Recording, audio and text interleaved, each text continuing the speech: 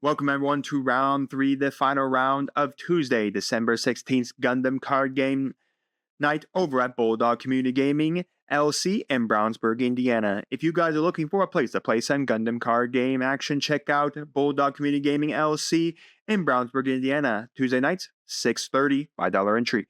As well as you guys can't come in to play some Gundam card game action, tune in live on Tuesday nights at 6:30 for some Gundam card game action. Links are down in the description below for Bulldog's Twitch and Facebook page. Well, folks, we've seen it 3 times now. The good old white, red Justice blockers against, I assume this character, or this person, is still on Epyon blockers.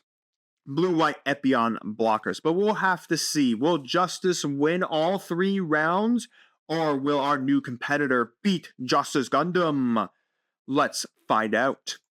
All right, here we go. So it looks like the left side player is going to be going second here, as the right side player is going to go first.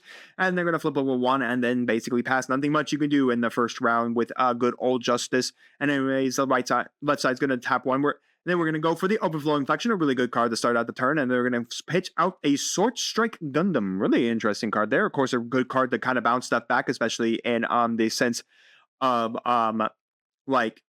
Zeon Rush or anything like that. As you see a Rick Dias going down the left side, the right side is going to trade her up with a Rith. Not exactly the better card there, but still, it does survive the Rick Dias's attack with 1 health point left. And we know for a fact that on the left side, like I said, we are seeing the blue as we're going to go for a OG Papa Gundam, and they're immediately going to be able to kill off the Rift there, and then the Rick Dias is immediately going to knock out the EX and base immediately off the board there.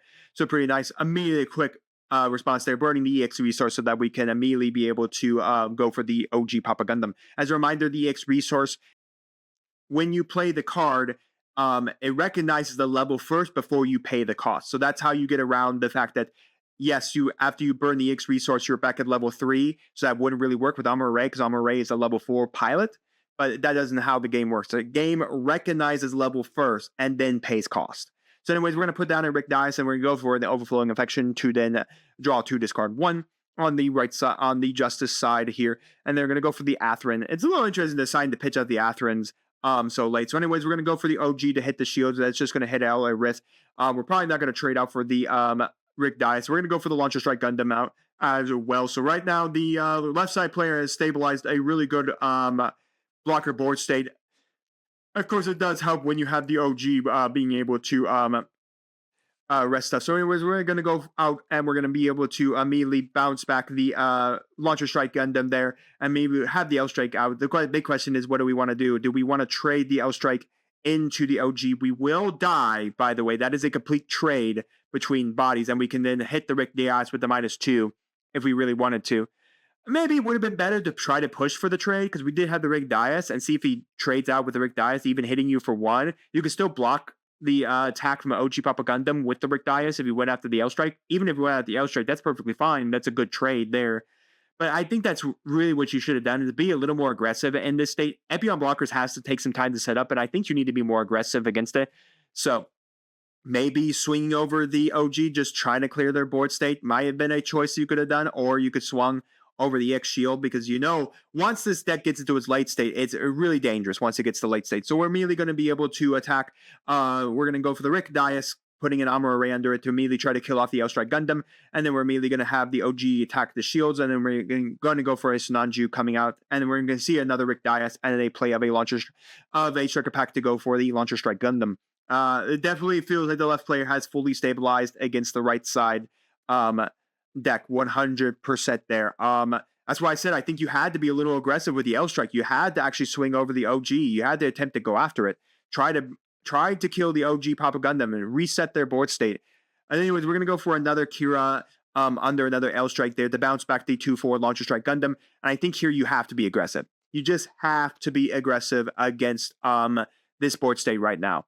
You need to force him to actually try to go for the blocks.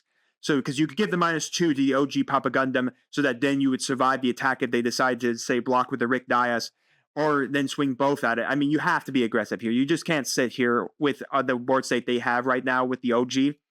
So it matters where they decide to put the -2 from the Kira swing I would guess maybe they probably put it on to. It looks like they went for the Rick Dias, so they are going to go for the trade here. I think honestly, it probably would have just been better to give it to the -2 so you can keep it alive after swinging into the OG Papa Gundam. Yeah, that does mean the Rick Dias would have to block and give you 3 damage, but technically you survive off the Rick Dias swing. So here at this point, I would give a -2 to the Rick Dias you're trying to swing at, because even the other Rick Dias is already at -1. So even if it blocked here, then that wouldn't be much. But again, you have, I don't know.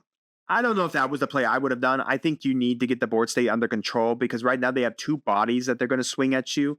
And I get it. Yeah, you got to start getting a little aggressive on their shields. So knocking out the EX base here and then being able to do that, it's not too bad in giving -2 to, say, the other, the Rick Dias that could block as well. But they could have easily blocked that attack there and then pushed you down to no bodies and then basically trade out here with this. So yeah, you could have done that, or you could have forced the trade out on their sides, basically force them to trade with you in some other way. So as we see the Rick Dias is going to swing in, we're going to go to the Launcher Strike Gundam. We did a Show of Resolve, and then we're going to drop the Launcher Strike Gundam as well. Hey, look, Launcher Strike Gundams, everybody. I don't know. It feels like you need to be more hyper aggressive. In a strange way, maybe just swing constantly at their base. Force them to have the outs. We're going to go for the good old Justice Gundam and playing out the token here. And then, of course, I would say at this point, maybe Justice Gundam swinging over the Launcher Strike Gundam and just killing off the Launcher Strike and then sending the token into the shields. I think you just got to get aggressive at this point. You got to get aggressive. They're getting closer and closer to Epyon, as well as getting closer to Freedom, because this deck typically does play both. Epyon is basically your end game killer, while Freedom is your stabilizer for the end game, pushing you for the end game play. So, and thanks to the link, you can go swing over the Launcher Strike Gundam with it. So, yep, that is what they're going to do with the Justice. I'd say right now, I think it's honest. I know I would have swung with the a token. All they have is a blocker. All they have is the Rick Dias. So if they swing at your shields, okay, they knock out 1. By the way, now here comes Freedom is very much close here. I think we're just counting it out. Well, now we have Freedom with the Kira trigger as well. So we're going to go for hit 1. We're going to go for Archangel here, which is pretty nice. Again, that does not allow them to play. That does allow them to play Freedom, but Freedom and Kira, because Freedom is a 7/5, if I recall. So that does allow them to play out the Freedom Gundam here, and that does mean that this token then is completely useless, because then it's going to get immediately hit with the Kira or the Freedom Gundam effect. If I recall, I believe Freedom is a 5/7. I know it's a pretty steep cost for it. I know it comes in very much in the late game. So we're going to go for the Sword Strike Gundam and immediately going to attach the Kira immediately to it. That is immediately going to then swing. I would suppose we're probably going to trade it out onto the Justice Gundam, or we can actually, I think the one side can actually play a lot more. It looks like they probably hit an Atherin or a full frontal here. Anyways, then after that, they're going to pay the 2, restand the Rick Dias, and then, yeah, the Launcher Strike spun back the token as well. So, yeah, I think really for the white-red side, I think they need to just be aggressive. I think they kind of weren't aggressive enough with their blockers. I know it's not something you really want to do with much, being not as highly aggressive with your blockers. We see another free Justice Gundam coming down as well. And I think at this point, you just got to send the Justice at his body. You just got to knock him out. You just can't let him continue to have these bodies for nothing. So Justice Gundam is going to knock out the Archangel. I would say one of them probably needs to do it, and we're going to swing into the shields. I think at this point, you just have to be aggressive. I don't know if it's really worth sending the token in at this point, because now you know for a fact it can kill you. I think he's only got a shield token left. So we're going to swing over. We're going to hit the we're going to attempt to hit the Sword Strike. That is going to be trade out. We're immediately going to trade that over with the Rick Dias. Then we're going to go combat into the Rick Dias. Basically, we're trying to protect ourselves and force our opponent to have the outs. I don't know. I think there's points in the game where the white-red Justice player could have been a slightly more aggressive instead of stalling out to try to stall out the game. And again, I think that's in the favor of Epyon 100% rather than you, especially because when you're stalling out the game, that gives them a higher chance to get to the level necessary for Freedom to be dropped out here as well. It just turns it into this really bad game state that, like, you have literally one shield up. If they just see any link with a Kira or an Epyon, it's pretty much over. So anyways, we're going to go for the other Archangel to draw 1 shield there. So we're just kind of hunting, I guess, for something, either a Kira or a link to Kira. That can be a Sword Strike Gundam. That can be L Strike Gundam. That can be Freedom Gundam as well. So we're just going to go for another overflowing affection as well. We did pitch off an Epyon off one of the overflowing, but I think Epyon is like an 8-7. So again, it's a steep cost to get Epyon out, but it's really good against, yeah, it is an 8-7. Sword Strike into the last shield. We are going to hit for close combat. Close combat is going to do 2 damage to the Sword Strike Gundam. But again, all they need here is just simply one body. I think I think the opponent is saying that they can't see the link pilot for it. I forget the link for Epyon. So we are going to go for the Freedom. They were looking for the Kira. I thought if they were just digging for one of the guys. So anyways, the Justice does have the ability to kill off the So we're going to go for looks like a base. We're going to go for close combat, knocking out the Sword Strike Gundam, knowing that we can use a Justice Gundam to officially kill off this Freedom Gundam without any problems at all here. So anyways, we're going to go Justice Gundam, knock out the Archangel. So right now, it looks like we have some good stabilization going on. I don't know if they put down a base or whatever it was, but we do have a chance. I say you just got to be aggressive. You got to send that Justice into your opponent. You got to force them to out it with the Freedom Gundam here. I think you just got to. You just got to force them to have the block.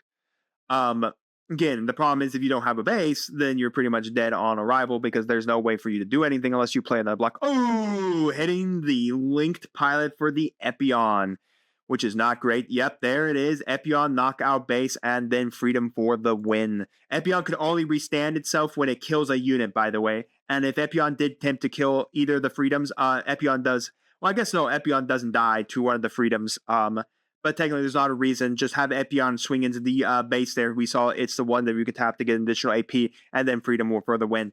I would have done it. Yeah, no, they didn't really have anything they could do. It kind of does suck the fact that they had a Kira and a full frontal. It looks like I think they got a full frontal from the shields or an Atherin from the shields. But yeah, not much else you could really do there. They held out. They held out. Again, it just sucked that they hit the pilot that the opponent was needing to get Epyon to go off out of their shields. Because otherwise, the Freedom Gundam could have knocked out the shields because Freedom's only a 4-6. Epyon can do it if it's played, but again, Epyon is a 8-7 cost unit.